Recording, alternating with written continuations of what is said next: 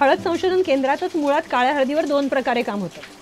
पहिली गोष्ट म्हणजे आध्यात्मिक आणि दुसरी म्हणजे मेडिसिनल. काळी हळद ही प्रचंड औषधी आहे. तंत्रित या शब्दामुळे मी तुम्हाला विचारतोय की रील मध्ये असं दाखवलं जातं की काळी हळद ठेवतात, अगदी बाजूला ती दिनांक देखील लिहिली जाते एका पेपरवर आणि बाजूला टाळं ओपन होतं, त्याच्यानंतर एक मोठं दाभण असतं, सुई, मोठी सुई, ती बेंड होते. तर या सगळ्या गोष्टी सत्य आहेत का? पण आता ही जी काळी हळद आहे, तर ह्या काळ्या हळदीमध्ये आता इथे आपण बघतो ही रोपं उगून यायला सुरुवात झाली. अच्छा, तर ही उगून यायला सुरुवात झाली म्हणजे अंकुरित झालेले. कसं आहेत मित्रांनो, मजेत ना असेल मात्र पुन्हा एकदा तुमच्या सगळ्यांचं स्वागत करतो आपल्या मालवणी लाईफ या यूट्यूब चॅनलमध्ये. मित्रांनो, गेल्या वेळेला सांगितल्याप्रमाणेच इन्फॉर्मेटिव्ह व्हिडिओ खास आपल्यासाठी घेऊन आलो आहोत. आज आपण आहोत ते रत्नागिरी जिल्ह्यातील हरचिरी गावामध्ये आणि आज आपण काळी हळद याबद्दलची संपूर्ण माहिती जाणून घेणार आहोत. नक्कीच तुम्हाला हा व्हिडिओ आवडेल आणि हा जर व्हिडिओ तुम्हाला आवडला तर या व्हिडिओला नक्की लाईक करा.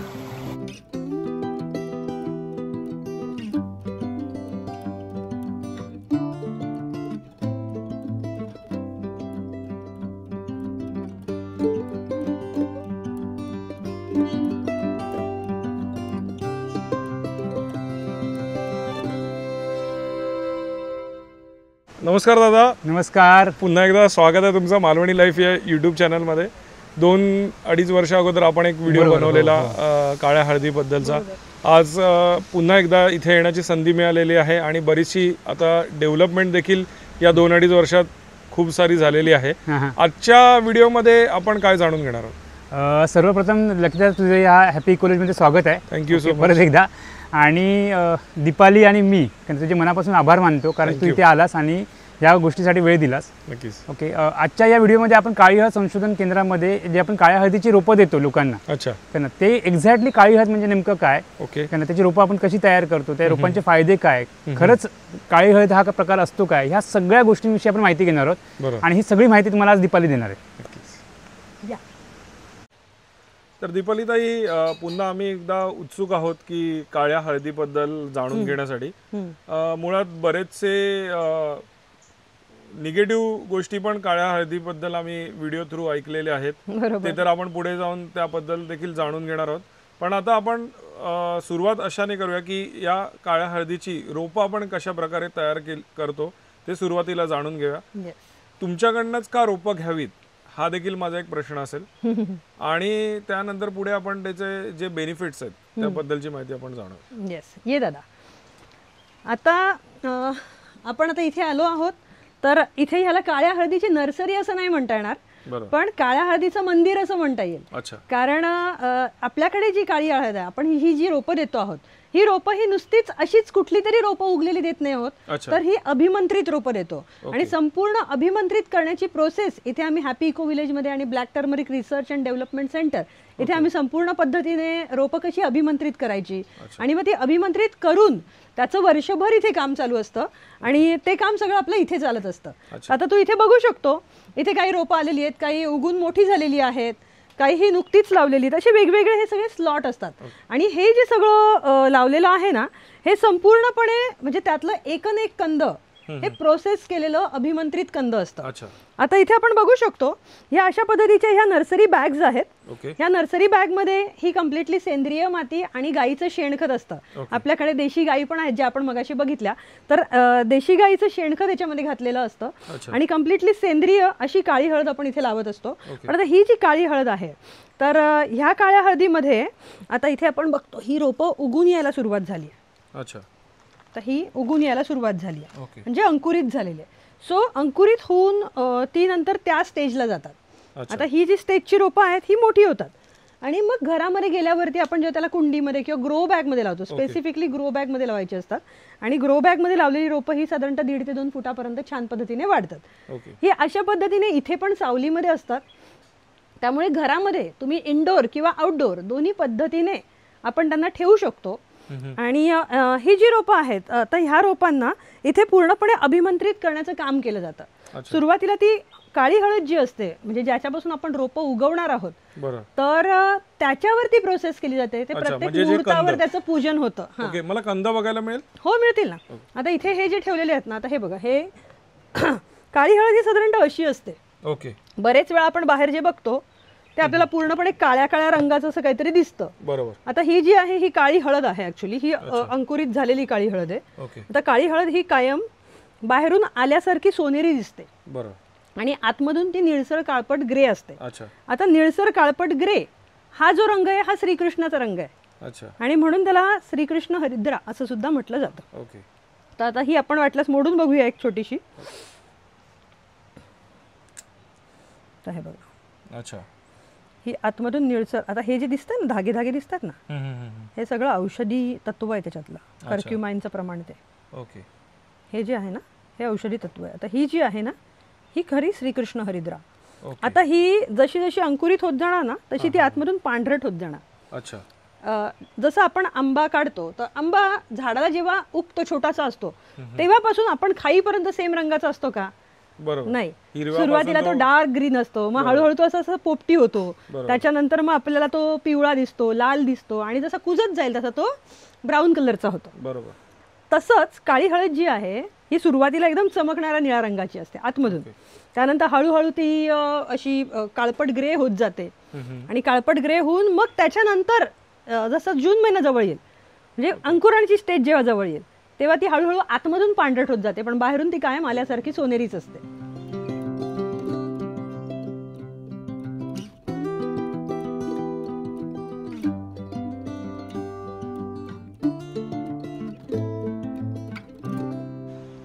तर दीपाली ताई, हळदीचं कंद, काळ्या हळदीचं कंद कसं असतं आणि कसं त्याचं रोप लावलं जातं याबद्दलची माहिती तुम्ही आता दिलीच आहे. माझा एक प्रश्न आहे की काळी हळद तर सगळीकडे ऑल ओव्हर इंडिया सगळीकडे मिळते, सगळ्या नर्सरीमध्ये उपलब्ध आहेत, मग तुमच्याकडनंच का काळी हळद घ्यावी? बरोबर. काळी हळद कशी असते ना की आता इथे एक उदाहरण देते की आपल्याला दगड सगळीकडे दिसतात म्हणून आपण प्रत्येक दगडाची पूजा करतो का? तर नाही. त्याच्यातून स्पेसिफिकली मूर्तिकार एखादा दगड निवडतो आणि मग तो दगड निवडून त्याच्यावरती प्रॉपरली प्रोसेस करतो, त्याची मूर्ती घडवतो, त्याच्यावरती संस्कार करतो. बरं, त्या मूर्तीला पण आपण डायरेक्ट आणून घरामध्ये देवळात बसवत नाही ना, त्याचं पहिल्यांदा स्थापना विधी होतो, त्याचं संस्कारण होतं, आणि संस्कारणानंतर त्याच्यामध्ये देवत्व येतं. ही जी गोष्ट आहे, आणि 100% त्याच्यामध्ये देवत्व येतं, आपल्याला त्याचे बदल जाणवतात. गणपती बाप्पा जेव्हा आपल्या घरामध्ये येतो तेव्हा आपल्या घरातल्या वातावरणात अगदी त्या सेकंदापासून फरक पडतो. तर ही जी गोष्ट असते हे सगळं त्याच्यावर केलेल्या संस्कारणामुळे असतं. इथे काळी हळद संशोधन केंद्रामध्ये आम्ही प्रत्येक रोपाला अभिमंत्रित करतो.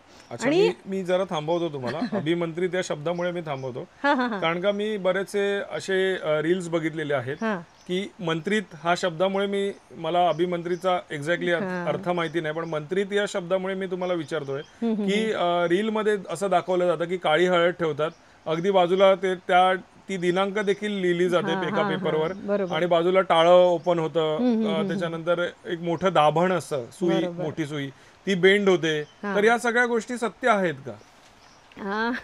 आता मी पहिल्यांदा हा प्रश्न विचारेन की त्यातला एक तरी व्यक्ती तुम्हाला त्याचा चेहरा दाखवतोय का? नक्कीच नाही. कधीतरी विचार करा त्या गोष्टीचा. दुसरी गोष्ट, आता हे सगळं का केलं जातं? कारण खूप मोठ्या प्रमाणात असे रील्स अवेलेबल आहेत आणि आम्हाला रोज असे हजारो प्रश्न येतात. त्याला ती लोक टेस्ट म्हणतात, टेस्टिंग म्हणतात. म्हणजे ते झालं तरच खरी, नाही तर खोटं असं म्हटलं जातं. टाळे उघडतात, कापूर पेटवून दाखवतात, नारळ फोडून दाखवतात, अशा 1 ना 1000 गोष्टी त्याच्यामध्ये दाखवल्या जातात. पण आता हे सगळं करताना काळं काळं असं काहीतरी दाखवलं जातं. काळी हळद म्हणजे काळ्या रंगाची. तर जसं मी तुम्हाला दाखवली, काळी हळद ही 100% काळ्या रंगाची, कोळशासारख्या काळ्या रंगाची कधीच नसते. दुसरी गोष्ट, त्याचं पूजन करताना जागृत स्वरूपाची म्हणजे जिवंत काळ्या हळदीचीच पूजा केली पाहिजे. जर बऱ्याचशा पूजेच्या दुकानामध्ये तुम्हाला कोळशासारखा काहीतरी तुकडा दिला जातो काळी हळद म्हणून, आणि त्याला हातात घेतलं तर त्याचा रंग लागतोय. तर म्हणजे हे अक्षरशः डांबर पासून हेअर डाय लावून तुकडे कसले पण काळी हळद म्हणून विकले जातात. काही जणांना माहिती असतं की काळी हळद ही औषधी आहे.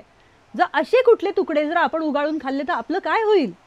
सो मी जाणीवपूर्वक सांगेन की अशा कुठल्याही पद्धतीचे तुकडे किंवा अशा कुठल्याही पद्धतीचं काळं काळं जर तुम्हाला मिळत असेल तर तो 100% फ्रॉड आहे. त्याच्यावरती 100% अजिबात विश्वास ठेवू नका. सेकंड थिंग, ह्या ज्या गोष्टी दाखवल्या जातात, कापूर पेटवणं किंवा लॉक उघडणं, तर कम्प्युटर इफेक्ट हा विषय काही कमी नाहीये. सेकंड थिंग, जो व्यक्ती आपल्याला त्याचा चेहराच दाखवत नाहीये त्या व्यक्तीवर आपण किती विश्वास ठेवायचा हे आपण ठरवू शकतो. थर्ड थिंग, अभिमंत्रित हा जो शब्द तू विचारला, अभिमंत्रित म्हणजे काय असतं. तर आता इथे आम्ही जेव्हा काम करतो, काळ्या हळदीवर काम करतो, तर इथे रेग्युलरली एकतर सर्व मुहूर्त बघितले जातात. आता मुहूर्त म्हणजे काय की फक्त कॅलेंडर बघून करा असं नाही. तर मुहूर्त हा सूर्याचा पृथ्वीशी असलेला कोन, ह्या गोष्टीवरून मुहूर्त कॅल्क्युलेट केले जातात आणि त्याच्यावरून तो दिवस महत्वाचा असतो. आपण कुठल्या नक्षत्रामध्ये आहोत, सूर्याचा आपल्याबरोबरचा कोन काय आहे, वातावरण कसं आहे, ह्याच्यावरती ते मुहूर्त ठरतात. हे सर्व मुहूर्त बघून त्याची पूजन, त्याची काढणी, त्याची लावणी, त्याला खत घालण्याची पद्धत, ह्या सगळ्या गोष्टी त्या बघून केल्या जातात.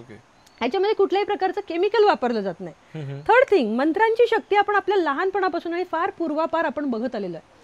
बरं, मग एकदा मंत्र म्हटला आणि ढिश करून पाणी मारलं म्हणजे झालं का, तर असं नसतं. ती गोष्ट किती सातत्याने तुम्ही करता आहात हे खूप महत्वाचं आहे. इथे तुम्ही बघत असाल तर आता काळ्या हळदीच्या याच्यामध्ये आपण इथे रेग्युलरली अग्निहोत्र करतो, त्यानंतर अनेक मंत्र जाप इथे होत असतात. इथे कुठल्याही पद्धतीची निगेटिव्ह एनर्जी आम्ही कधीच प्रोड्यूस करत नाही. इथे शिव्या शाप दिलेले चालत नाही. इथे आम्ही कधी कोणी शिव्या घालत नाही कोणी एकमेकांना, किंवा आमच्या बरोबरची माणसं पण काम करतात ती सुद्धा इथे जेव्हा काम करतात ते पूर्णपणे शुद्ध होणं म्हणजे फक्त शरीरानेच नाही, तर तुम्ही मनाने पण शुद्ध असणं अत्यंत गरजेचं असतं. त्यामुळे आमचं इथे काटेकोर लक्ष असतो. कुठला व्यक्ती इथे गॉसिप करतोय का, इथे काहीतरी चुकीच्या गप्पा होत आहेत का, तर तसं होत नाही. इथे जे काम केलं जातं हे कम्प्लिटली त्या रोपांना चांगली एनर्जी देण्यासाठी म्हणून काम होतं. आता मंत्रित केल्यानंतर काय इफेक्ट दिसतो त्याचं एक फिजिक्स मधलं उदाहरण मी तुम्हाला देते. आपण सगळ्यांनी लहानपणी खेळ खेळला असेल एक, की आपण कागदाचे तुकडे करायचो आणि पट्टी असायची, पट्टी ती आपण घासायचो लोकरीच्या शर्टवर किंवा केसांवर घासायचो, आणि मग त्याच्यानंतर ती पट्टी जेव्हा आपण त्याच्याजवळ फिरवतो ते कागदाचे तुकडे आपोआप असे उचलले जातात. बरोबर, किंवा दोन मॅग्नेटचे तुकडे जर आपण एकमेकांच्या समोर आणले तर जर ते अपोजिट असतील, सेम असतील, तर तो दुसरा आपोआप त्याच्यापासून लांब जातो. हा खेळ आपण खेळलेला आहे, पण हा नियम आहे सृष्टीचा की त्या एनर्जी एकमेकांच्या जवळ येऊ शकत नाही, किंवा स्टॅटिक चार्ज क्रिएट करून ते कागदाचे कपटे उचलले जातात. तर ह्या ज्या प्रोसेसेस असतात ना, जेव्हा आपण एखादी गोष्ट अभिमंत्रित करतो तेव्हा अशा पद्धतीची ऊर्जा तिथे क्रिएट होते. आणि मंत्र म्हणजे कुठली भोंदूगिरी नव्हे, किंवा मंत्र म्हणून आपण कोणाला तरी काहीतरी द्यायचं आणि मी तुला घाबरवेल, शाप देईल, असं नसतं ते. मंत्र ही आपल्या सगळ्यांना मिळालं खूप मोठं वरदान आहे, आणि ते वरदान जर आपण रेग्युलरली वापरलं तर डेफिनेटली आपल्या घरामध्ये खूप मोठे बदल घडलेले आपल्याला दिसून येतात.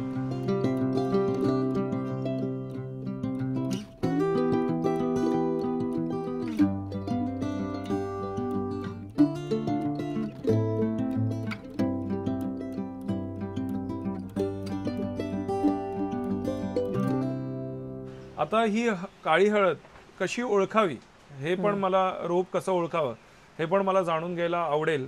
आणि ही घेतल्यानंतर आपण घरी कशी ठेवावी किंवा कुठल्या जागेवर ठेवावी, तर त्याबद्दलची देखील माहिती जाणून घ्यायला आवडेल. आता इथे काही उगलेली रोपं आहेत. अच्छा, आता सपोज आपण हे एक रोप घेतलं. हा, आता हे बघ, आता हे जे रोप आहे हे काळ्या हळदीचं आलेलं रोप आहे नुकतीच, आणि इथे छान पद्धतीने ते वाढतंय. ओके, आता इथे तुम्हाला काळी लाईन दिसते बघा. अच्छा, ठीक आहे. आता काळी लाईन दिसते किंवा पर्पल कलरची लाईन म्हणतो, कधी कधी ती थोडी फिकट असते, गुलाबी असते. म्हणजे असं नाही की ही लाईन आली म्हणजे हे, किंवा काळी लाईन आली म्हणजे ती काळी हळद, असं नसतं. हा त्यातला एक गुणधर्म आहे. इथे खूप मोठा गैरसमज आहे, लोकांना वाटतं की काळ्या हळदीवरती ही काळी लाईन आली म्हणजे काळी हळद आहे का, तर ते तसं नसतं. अशा अनेक हळदी आहेत ज्याच्यामध्ये तुम्हाला लाईन दिसते.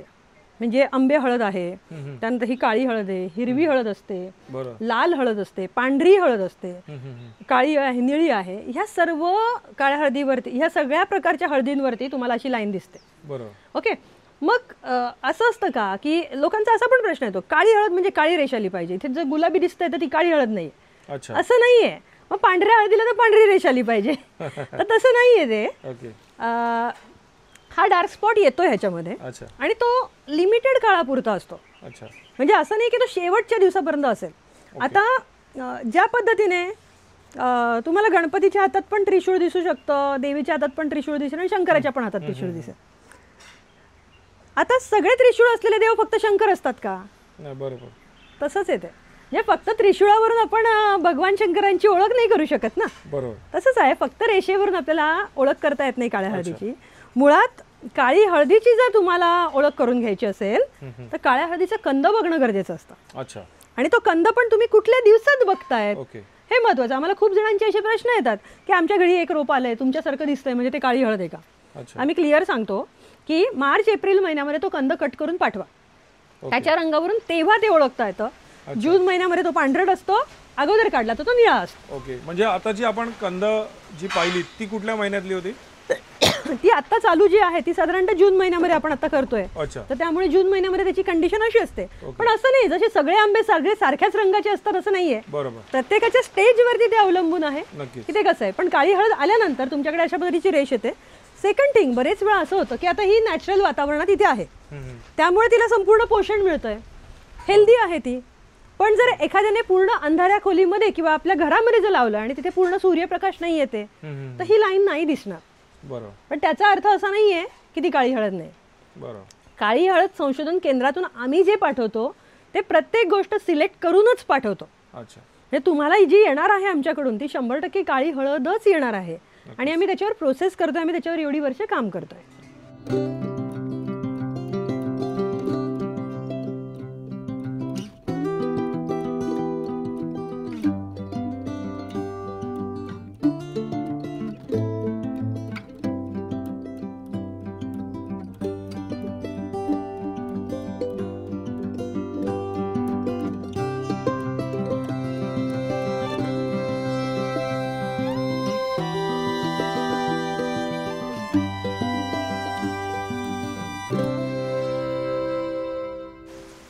दीपालीताई, आपल्या घरामध्ये एक पॉझिटिव्ह एनर्जी येण्यासाठी आपण ही रोपं लावतो.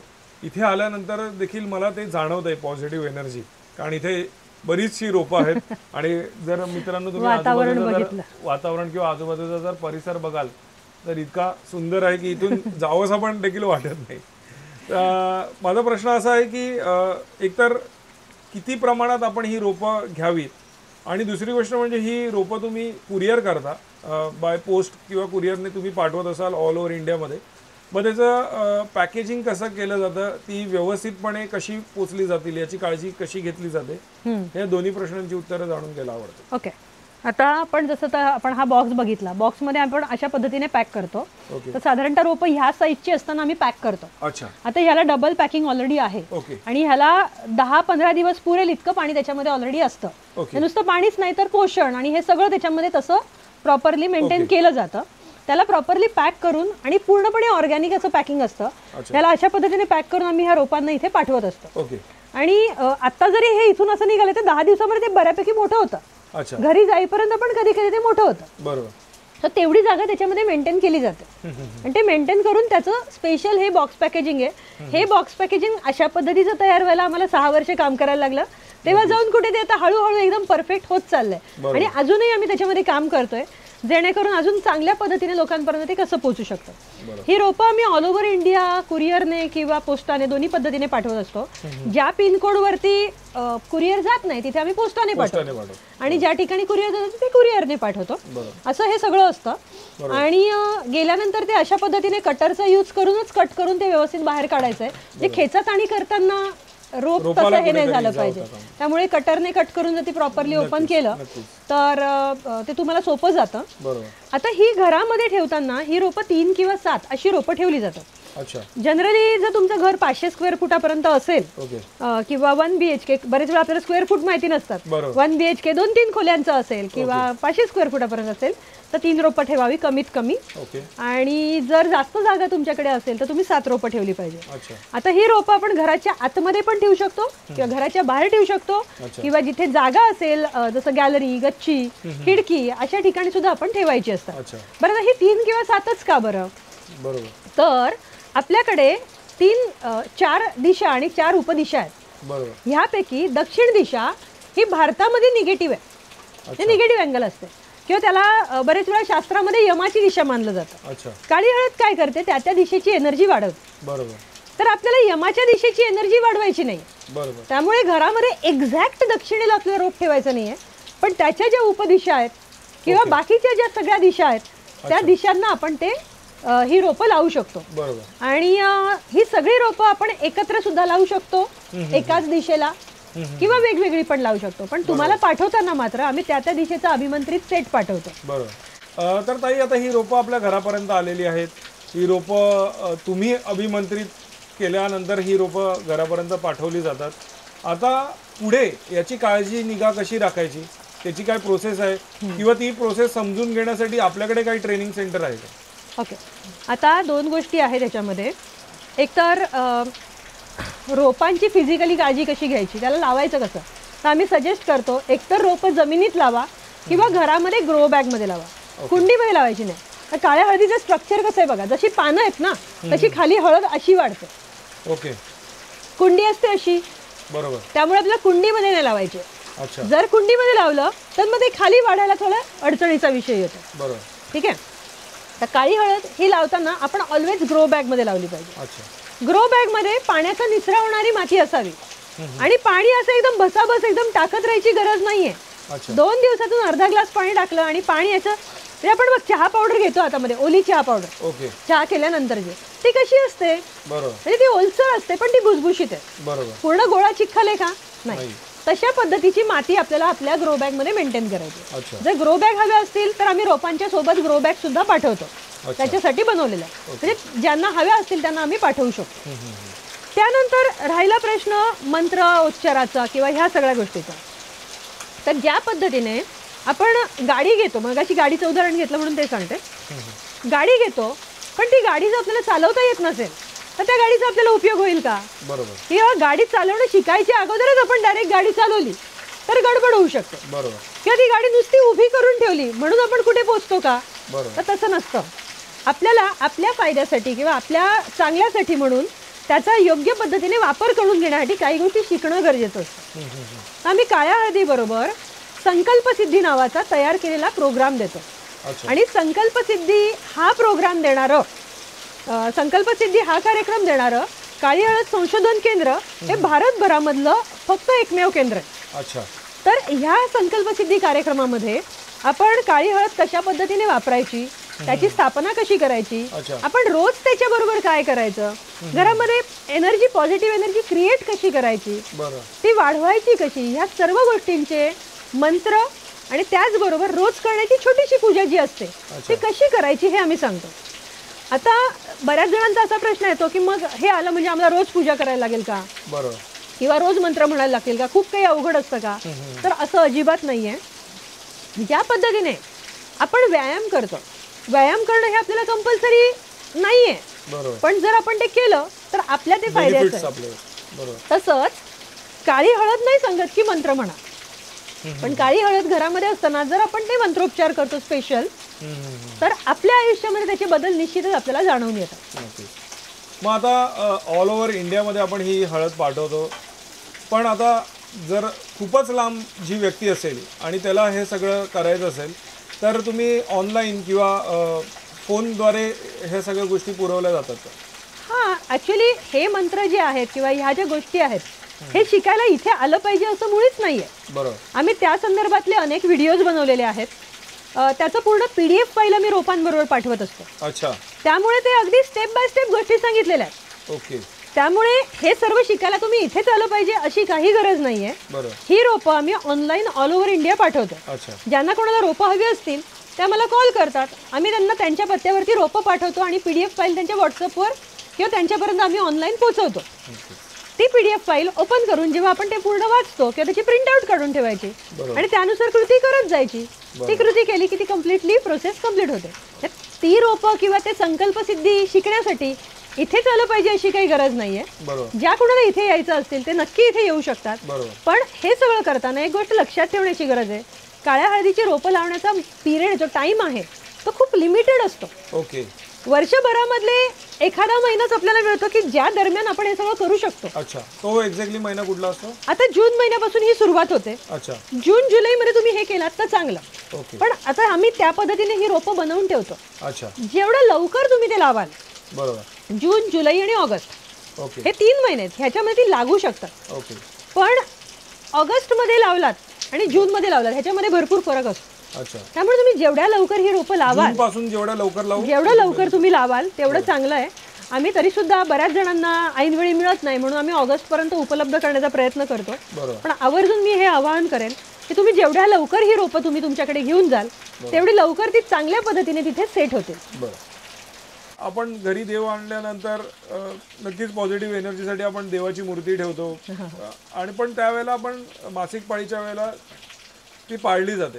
तर या बाबतीत देखील आपण ती काळजी घेतली पाहिजे का? बऱ्याच अंधश्रद्धा ह्या बाबतीमध्ये आहेत लोकांच्या, किंवा बरेच समज आणि गैरसमज आहे की मग काळ्या हळदीवर सावली पडलेली पण चालत नाही किंवा स्त्रियांनी हात लावू नये, असे बरेच गैरसमज ह्याच्यामध्ये आहेत.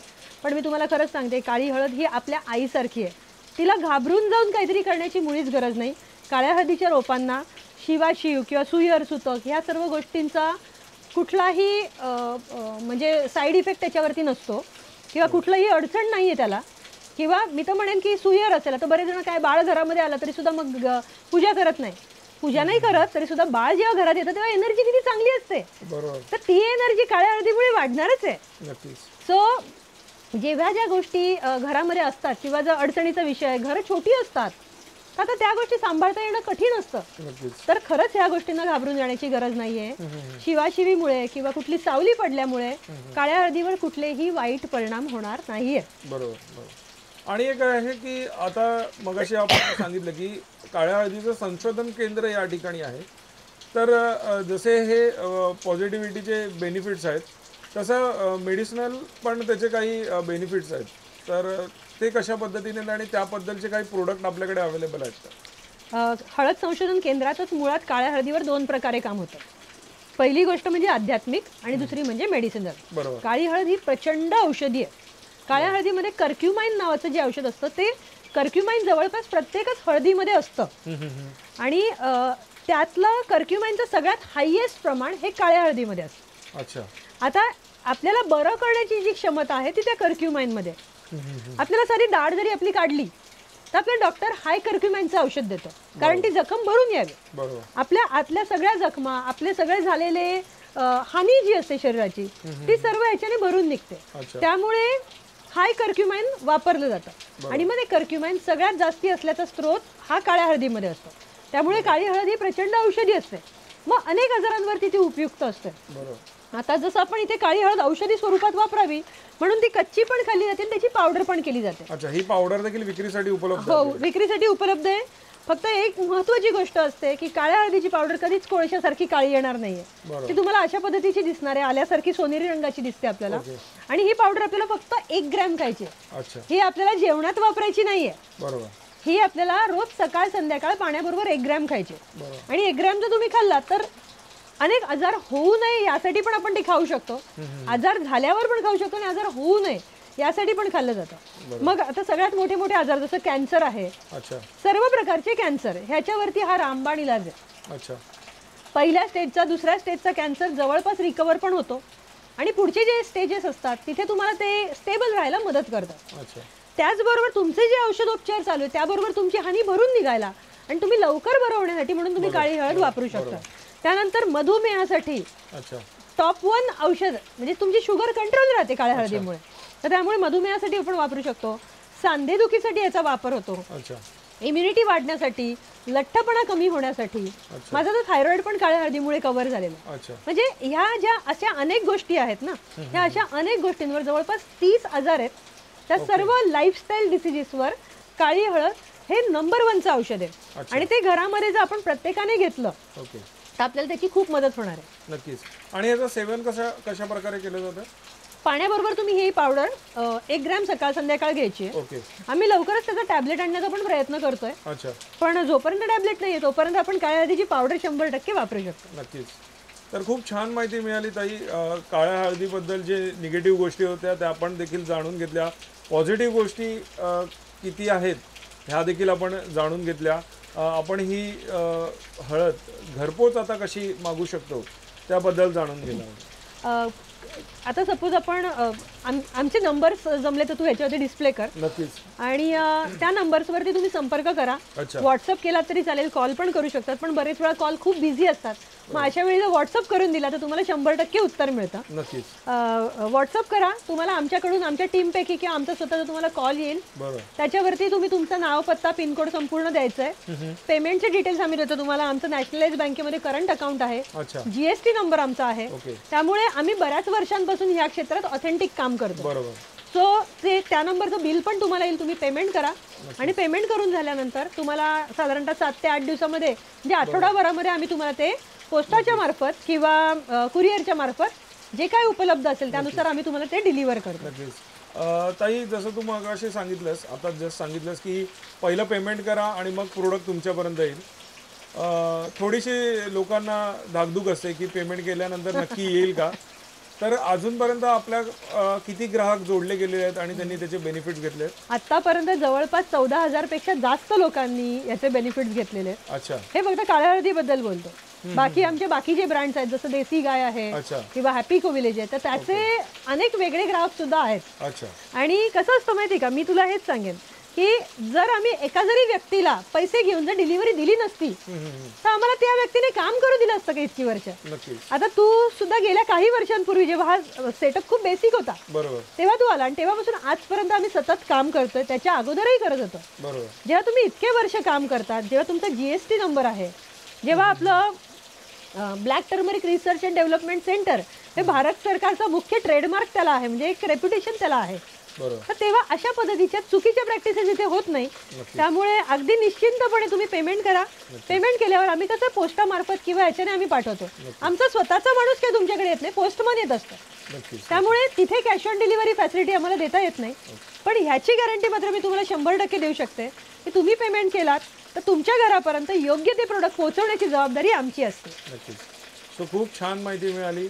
तुम्हाला आणि तुमच्या या संपूर्ण प्रोजेक्टला मालवणी लाईफ परिवाराकडनं खूप खूप शुभेच्छा. थँक्यू, धन्यवाद. तर मित्रांनो, इथे आल्यानंतर काळ्या हळदीबद्दलची खूप छान माहिती तुमच्यापर्यंत या व्हिडिओद्वारे पोहोचली असेल. मित्रांनो, ही काळी हळद तुम्ही तुमच्या घरापर्यंत कशी मागू शकतात याबद्दलची देखील माहिती आपल्याला मिळाली आहे. त्याचे हेल्थ बेनिफिट्स काय आहेत, पॉझिटिव्हिटी कशी तयार होते घरामध्ये, याची संपूर्ण माहिती दीपालीताई आणि प्रणितदादाने दिलेली आहे. तुम्ही यांच्याशी नक्की कॉन्टॅक्ट करू शकता. आपल्या व्हिडिओमध्ये देखील त्यांचा आपण कॉन्टॅक्ट नंबर दिलेला आहे, डिस्क्रिप्शन बॉक्समध्ये देखील त्यांचा आपण नंबर दिला आहे. मित्रांनो, हा जर व्हिडिओ तुम्हाला आवडला असेल तर या व्हिडिओला नक्की लाईक करा. तुम्ही जर चॅनलवर नवीन असाल तर चॅनलला सबस्क्राईब करायला विसरू नका आणि बाजूची ती बेल आयकॉन नक्की दाबा, जेणेकरून आपल्या सर्व नवीन व्हिडिओचे नोटिफिकेशन सर्व अगोदर तुम्हाला मिळतील. असे छान छान व्हिडिओ मी तुमच्याकडे नक्कीच घेऊन येईन. तोपर्यंत बाय बाय, देव बरे करू.